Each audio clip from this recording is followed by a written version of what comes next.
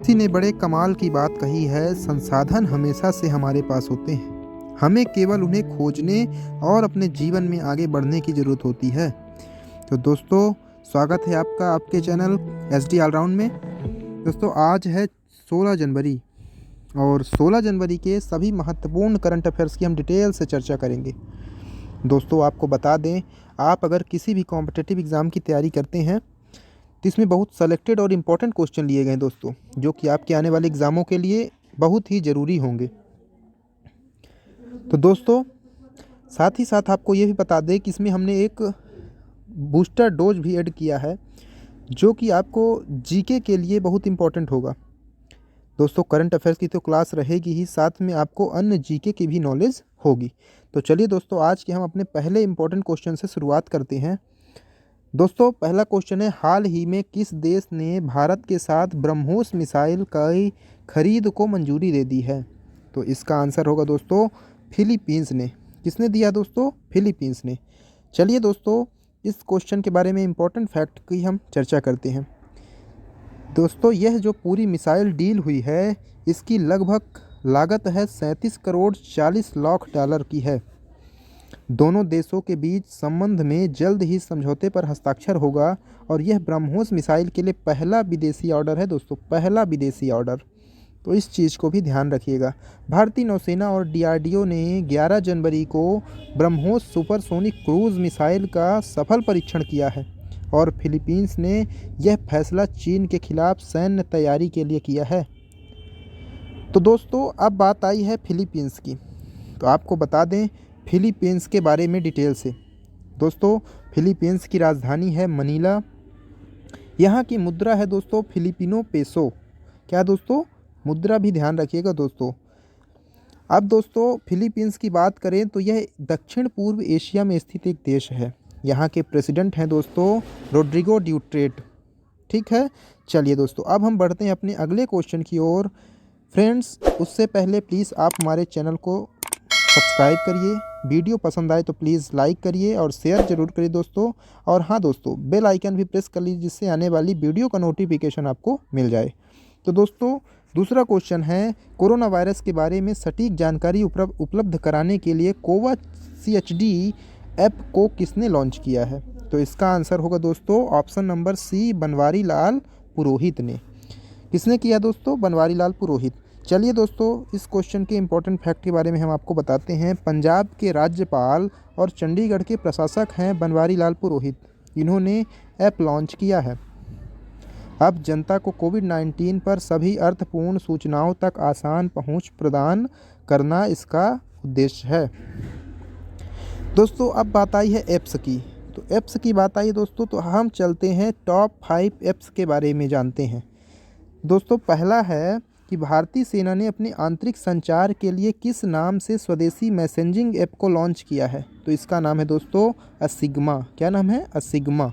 ठीक है दोस्तों। संकटग्रस्त लोगों की सहायता करने के लिए call your cop mobile app को किस राज्य की पुलिस ने लॉन्च किया है? तो इसका आंसर हो जाएगा दोस्तों नागालैंड की पुलिस ने।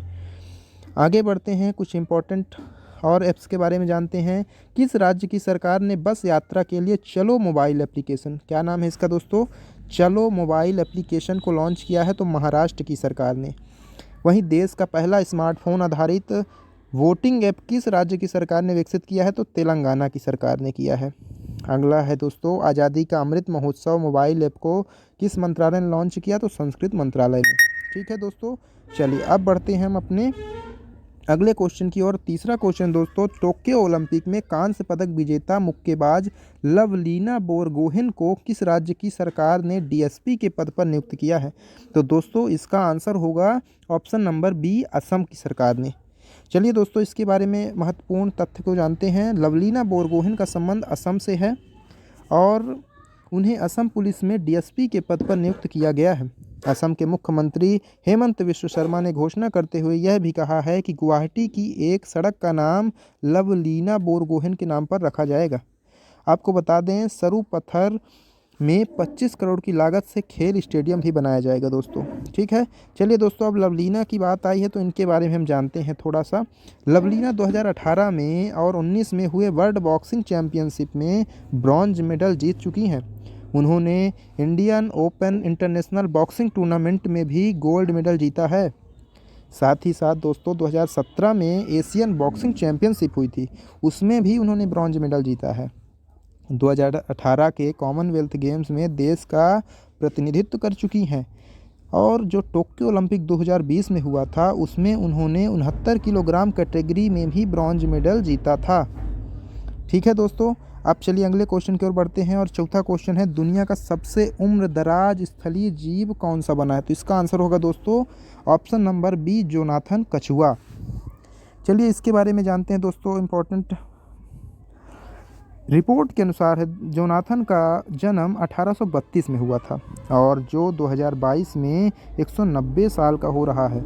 जोनाथन को साल 1882 में से सेशल्स से South Atlantic island Saint Helena में लाया गया था और आपको बता दें कि गिनीज वर्ल्ड रिकॉर्ड के मुताबिक जोनाथन उस वक्त तक पूरी तरह से व्यस्त लिखा वयस्क था और वयस्क के लिए उसकी कछुए के लिए पूरी तरह से वयस्क होने का मतलब ये है कि उसकी जो उम्र है 50 साल की होगी। ठीक है दोस्तों, चलिए अब बढ़ते अपने अगले क्वेश्चन की ओर। पांचवा क्वेश्चन है, हाल ही में वरिष्ठ पत्रकार कमाल खान का निधन हो गया है, उनका संबंध किस मीडिया नेटवर्क से था? तो इसका आंसर हो जाएगा दोस्तों एनडीटीवी से था। किससे था? एनडीटीवी। चलिए इसके बारे में जानते हैं। एनडीटीवी के वरिष्ठ पत्रकार कमाल खान का दिल का दौरा पड़ने से निधन हो गया। आपको बता दें कि इन्हें रामनाथ गोयनका और गणेश शंकर विद्यार्थी पुरस्कार भी मिल चुका है और यह एनडीटीवी में एग्जीक्यूटिव एडिटर के पोस्ट पर कार्यरत थे। ठीक है दोस्तों, चलिए आगे बढ़ते हैं। वन सर्वेक्षण रिपोर्ट 2021 के अनुसार पिछले 2 वर्षों में देश के कुल वन और वृक्षों से भरे क्षेत्र में कितने वर्ग किलोमीटर की बढ़ोतरी हुई है? तो इसका आंसर हो जाएगा दोस्तों ऑप्शन नंबर ए, 2261 स्क्वायर वर्ग किलोमीटर की। ठीक है दोस्तों, अब हम चलते हैं पर्यावरण, इसके बारे में डिटेल से जानते हैं। पर्यावरण संरक्षण व स्वच्छ वातावरण के लिए सबसे जरूरी जंगल और हरियाली में भारत ने 2261 वर्ग किलोमीटर का इजाफा पिछले 2 वर्षों में किया है। वहीं इसमें 1540 वर्ग किलोमीटर वन क्षेत्र और 721 वर्ग किलोमीटर वृक्ष आवरण है। नई वृद्धि में आंध्र प्रदेश में सर्वाधिक, जो अभी नई वृद्धि रिपोर्ट आई है इसमें आंध्र प्रदेश में सर्वाधिक 647 वर्ग किलोमीटर का योगदान दिया है। आपको बता दें कि 8,07,276 वर्ग किलोमीटर फॉरेस्ट और ट्री कवर जो है कुल क्षेत्रफल का 24.56% रहा है। वहीं अब वर्तमान की रिपोर्ट क्या है कि वर्तमान है 8,09,537 वर्ग किलोमीटर, मतलब कितना इजाफा हुआ है? 24.57% का। पहले कितना था? 8,07,200, अब हो गया है 8,09,537। चलिए अब रिपोर्ट की बात आई है तो चलिए टॉप 5 रिपोर्ट के बारे में हम जानते हैं दोस्तों। 2021 फीफा रैंकिंग में भारत किस स्थान पर रहा? तो इसका आंसर होगा दोस्तों फीफा रैंकिंग में 106वें स्थान पर रहा है। पहले स्थान पर बेल्जियम रहा दोस्तों, ये भी ध्यान रखिएगा। वैश्विक रिश्वतखोरी सूची 2021 में भारत का स्थान क्या था दोस्तों? तो 82वें नंबर पर था और रिश्वतखोरी सूची में पहले स्थान पर डेनमार्क है। अगला है दोस्तों कानून सूचकांक 2021 में भारत किस स्थान पर रहा? तो 79वें स्थान पर। किस स्थान पर? 79वें स्थान पर रहा है। पहले स्थान पर डेनमार्क रहा है। अगला है वैश्विक पेंशन सूचकांक 2021 में भारत का स्थान क्या था? तो 40वें नंबर पर था और पहले स्थान पर आइसलैंड पर का कब्जा था। वहीं वैश्विक खाद्य सुरक्षा सूचकांक 2021 में भारत का स्थान क्या था? तो 71वां स्थान था और पहले नंबर पर था आयरलैंड था दोस्तों।